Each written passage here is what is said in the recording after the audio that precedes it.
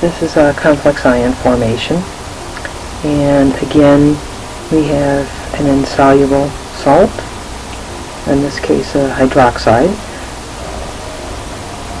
We know it's insoluble because of the solubility rules, as well as the fact that there's a KSP associated with it. Okay, we also have a complex ion forming once a little bit of the salt dissolves. So this is going to increase the solubility of this insoluble salt. Let's write out our dependent equilibria.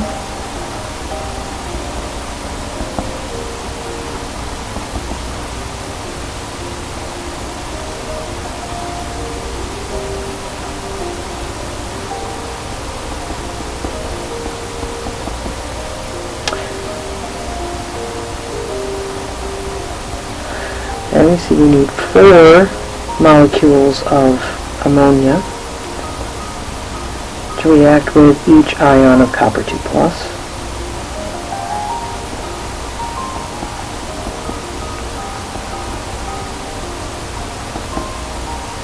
Okay, our net is that we have this copper hydroxide solid reacting with 4 ammonias, and we generate our complex, and we also have 2 hydroxides released in solution. Alright, so for the solubility, KSP, we have a value given to us, and we also have our KF for the complex ion. So we know the net, K net, has to be a product of these 2 values, because they sum to this net reaction. Alright, so if we do this mathematically, we'd find that this value is equal to 1.76 times 10 to the minus 6. And again, that's K net. Alright, the ICE table is going to tell us what these equilibrium constant expressions are, because K net is going to be our complex, and it's multiplied by the concentration of our hydroxide squared, and in the denominator we have our NH3 raised to the 4th power. So for our ICE table, the solid we don't care about, it doesn't appear in K. We have initial concentration of ammonia as 1.2 molar, and we don't have any of our products. We're going to lose 4s moles of ammonia for every s mole it dissolves, and we have s and 2s for our products. So equilibrium is initial plus a change.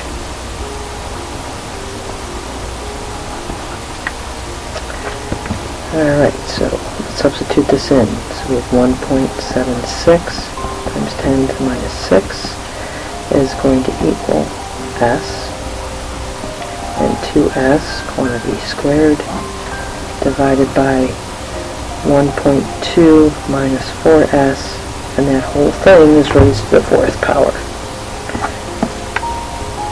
Okay, with a value of K this small, we're going to be able to approximate that this 4s is insignificant compared to this initial concentration.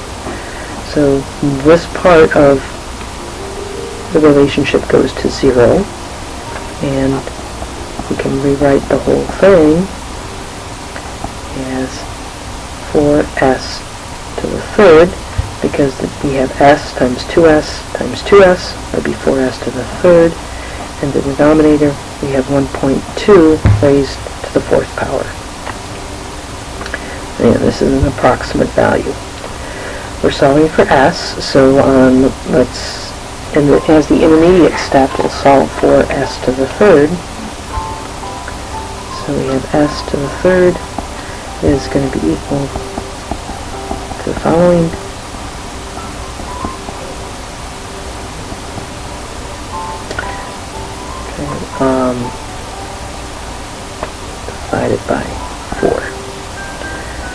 We want S, so we're going to take 1s, raise it to the 1/3 power. We have 1.76 times 10. Actually, let's just chunk that out. And this, when we get to s, this is going to equal 9.7 times 10 to the minus 3. Alright, now that we have s, we can, that's been fixed. Now that we have s, we can go back and answer the question. The question is, what is the molar solubility?